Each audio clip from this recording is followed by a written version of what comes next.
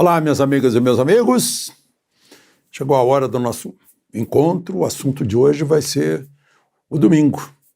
O dia 8 de janeiro ainda não terminou. Não terminou nesse 10 de janeiro.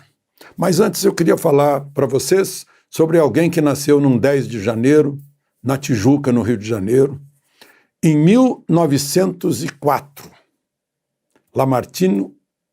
Lamartine Babo de Azeredo. Se formou em Direito, mas era um compositor genial. Não conhecia a música tecnicamente, mas era muito inteligente. Vocês sabem, eu não sei se você torce para algum time carioca. Seja qual for o time carioca pelo qual você torça e que você conheça o hino foi feito por Lamartine Babo. Ele fez o hino de 11 times cariocas. América era o time dele. Vasco, Flamengo, Fluminense, Botafogo, Bangu, Olaria, Canto do Rio, Madureira, o que mais que está faltando? Bom Sucesso. Está faltando um aí. Né? Fez o hino de todos. E diz a história que ele fez de uma vez só. Incrível, genial. Olha o que aconteceu em 1937 com ele. Em Dores da Boa Esperança, Minas Gerais, sul de Minas, havia, alguns falam em dentista, outros que barbeiro, que fazia coleção de fotos de artistas. E era também um compositor. E e naquela época tinha que pedir para o artista, 1937, tinha que escrever. E ele resolveu escrever como se fosse uma mulher, Nair. Escreveu por Lamartine pedindo foto. E abriu-se daí uma troca de correspondência. O Lamartine respondia em verso, a Nair respondia em verso também. Lamartine escrevia em prosa, a Nair escrevia em prosa. Lamartine ficou encantado com isso. Só que a Nair, vendo que estava na hora de acabar com essa correspondência, mentiu para ele mais uma vez, dizendo que tinha que parar a correspondência porque ela ia casar. Lamartine se mandou para Boa Esperança para impedir esse casamento porque ele estava apaixonado pela Nair. Chegou lá, não havia Nair nenhuma. E ele era um maior sucesso, não só nas músicas, nos hinos dos clubes, mas também nas marchinhas de carnaval, entre as quais O Teu Cabelo Não Nega. Não? E aí o autor das cartas resolveu se apresentar para o Lamartine. Foi uma decepção para o Lamartine. Mas fez amizade com o autor das cartas, que o levou para as rodas, ele lá com o violão, e todo mundo cantando, se enturmou com a turma de Boa Esperança. Né? E até que um dia teve que ir embora. Mas lá, antes de ir embora, ele compôs Serra da Boa Esperança.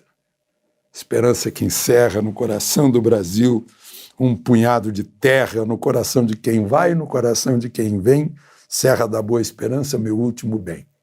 Todo mundo já cantou isso, desde o Francisco Alves ao Orlando Silva, meu amigo Silvio Caldas, a Maria Bethânia mais recentemente. Né? Olha só a poesia, na hora de ir embora. Parto levando saudades deixando murchas caídas na serra, bem perto de Deus. Ó minha serra, eis a hora do adeus, vou-me embora. Deixo a luz do olhar no teu luar. Adeus. Lamartine Babo. Para encantar a gente um pouquinho nesses péssimos dias, não esqueça de se inscrever e ao final de deixar o seu gostei ou não gostei.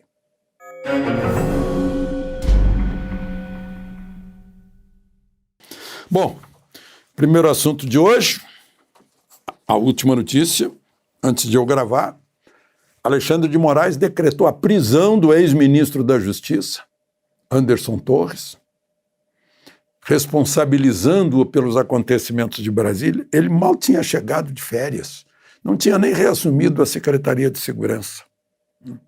Decretou a prisão e também do coronel comandante da PM, coronel Fábio.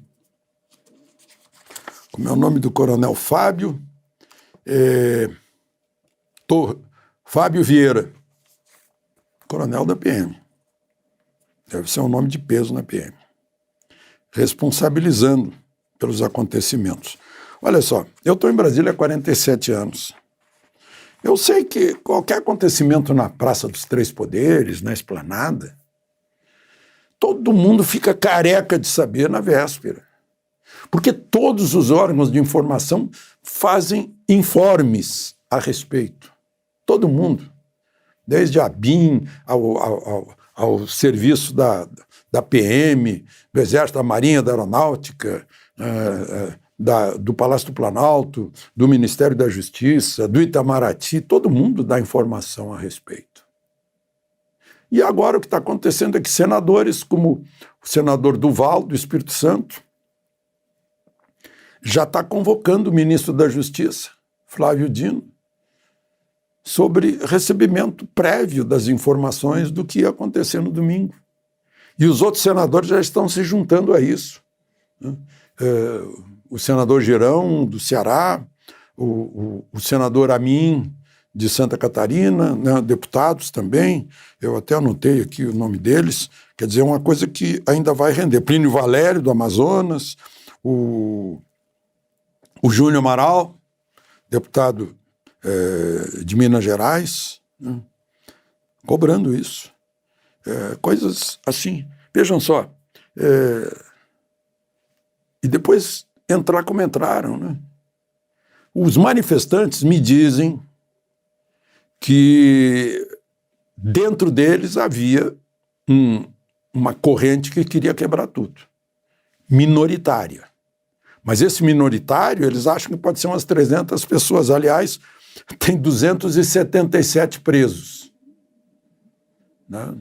Que sejam esses, né? Os anarquistas. Os que fizeram essa baderna. Né? Porque eu não sei por que jornalista acho que não sabe o que é terrorismo. Nunca cobriram terrorismo. Eu cobri terrorismo em Paris, cobri terrorismo no Líbano, no Oriente Médio. Eu sei o que é cobrir terrorismo no Chile, no Uruguai, na Argentina. Eu sei o que é terrorismo. Na África do Sul. Né? Mas eu acho que eles não sabem. O nome disso é baderna. Baderneiros. Foram lá e quebraram. Né? Bom, mas isso aí é uma questão só de falta de conhecimento profissional, é outra questão. Mas, enfim, e aí essa minoria, que tomara que seja desses presos, jogou a responsabilidade sobre todo mundo. Né? É o que aconteceu. Eu vi até, eu fiquei sem entender, parecia um choque entre duas forças que a gente está chamando agora para imitar os americanos, né? Forças de segurança. A gente copia tudo do inglês, né? Security Forces, né? A polícia militar entrou no Palácio do Planalto e o BGP, com sua companhia de polícia, já estava lá dentro. E já tinha pego todo mundo, estava todo mundo imobilizado, sentado no chão. E aí houve um bate-boca entre um coronel do BGP e o oficial da PM que estava comandando a entrada. E aí todo mundo fica sem entender o que aconteceu. Já estava tudo dominado lá. Bom, mas, então, vejam só,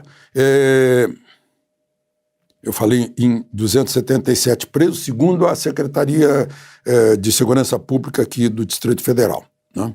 A pedido do procurador que auxilia o Procurador-Geral da República, Aras, né? Tem 4 prisões preventivas, o que significa não são mais prisões temporárias, né? Nem custódia momentânea para fazer triagem, mas prisões preventivas sem prazo, porque há indícios de que essas pessoas poderiam significar prejuízo à segurança pública, à ordem pública. Né? Tomara que sejam pessoas que os manifestantes estão já sabendo quem são. Né? Inclusive, um deles tentou, com uma caçamba, impedir a saída de combustível da refinaria lá de Araucária, lá na região metropolitana de Curitiba. Né? Então, eles estão sabendo dessas coisas. Né? Agora, a prisão indiscriminada que é uma coisa chocante.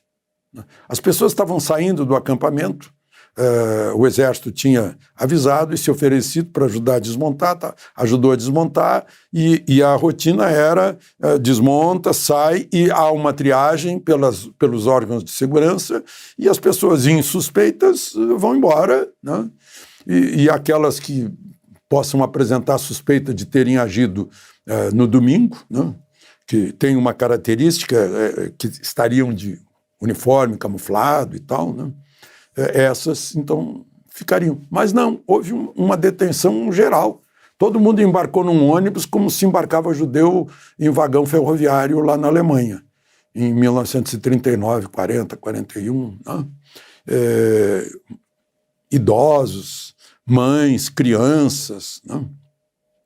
E foi todo mundo levado para um depósito, que é o ginásio da Academia Nacional de Polícia, que alguns chamam de campo de Guantánamo, né? Outros comparam com o que aconteceu na Alemanha com os judeus. Eu que estive no Cone Sul em 1973, nesse 11 de setembro, quando Pinochet derrubou Allende, né? Eu lembro do Estádio Nacional do Chile, em que foram confinados todos os presos políticos daquela época. E as pessoas estavam lá se queixando, falta d'água, falta de alimentação, falta de sanitários, né? Com frio durante a noite. Né? Houve a liberação de 599 pessoas. 527 ainda estão lá detidas. Eu fico me perguntando, né? A detenção foi determinada pelo ministro Alexandre de Moraes, mas caiu no colo de Lula. Caiu no colo do chefe do Poder Executivo, que é o agente do Estado brasileiro que está mantendo essas pessoas sob sua responsabilidade, sob sua custódia. Né? Saiu de lá muita notícia falsa de morte já, eu vi cenas horríveis, né? Como vocês devem ter visto também, não é novidade para ninguém, as pessoas estão mandando, estão distribuindo isso. Não vi chegar lá o ministro de Direitos Humanos, por exemplo, não sei se chegou, mas eu não vi o ministro de Direitos Humanos ir lá examinar. Né? Eu ouvi sim uma declaração de Lula, parece que ele já sentiu isso, dizendo, olha, eu sei que a maioria da direita que fez manifestação domingo é pacifista e não concorda e deve estar condenando os atos de uma minoria extremista que invadiu os palácios e tal, e provocou quebra-quebra. Eu acho que ele percebeu isso. Porque se de um lado ele faturou politicamente na segunda-feira, né, naquela união dos três poderes, dos governadores, né, de representantes de prefeitos, pesou isso no colo dele. Né, que certamente é uma péssima notícia para o Brasil no exterior. Né, já estão falando até em Convenção de Genebra, né, que trata de tratamento de presos em conflitos bélicos. Né. Bom, eu fico pensando, né, aquela gente toda aglomerada lá dentro, 1.500 pessoas.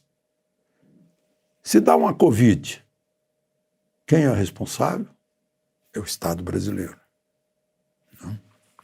Só para a gente imaginar. Né? Sim, eu falei dessa reunião né, em que o presidente Lula uniu todo mundo. Né, houve alguns discursos bem revanchistas, mas eu destaco um discurso de sensatez, está publicado no Jornal de hoje, eu não estou contando nenhuma novidade, né, do governador do principal estado brasileiro, Tarcísio de Freitas, do governador de São Paulo. Eu vou ler para vocês, porque foi um recado dado para cada governador que lá estava. Foram 23 e mais 4 participaram, mandaram um representante. Né? Um recado para cada governador, para cada ministro do Supremo que lá estava. Né? Estava lá a presidente do Supremo, Rosa Weber, estava o ministro Toffoli, ex-presidente, o ministro Barroso. Eu não sei se Moraes estava lá. Não, estava o Lewandowski, né? Estava o Procurador-Geral da República, estava o presidente da Câmara, o presidente do Senado estava voltando de Paris. E hoje o Senado confirmou, a Câmara havia confirmado ontem, a intervenção na segurança pública do Distrito Federal, da capital do país. Bom, tá, agora é a governadora, a vice-governadora Celina Leão, só para informar vocês, ela era deputada. Mas, enfim, discurso do governador de São Paulo.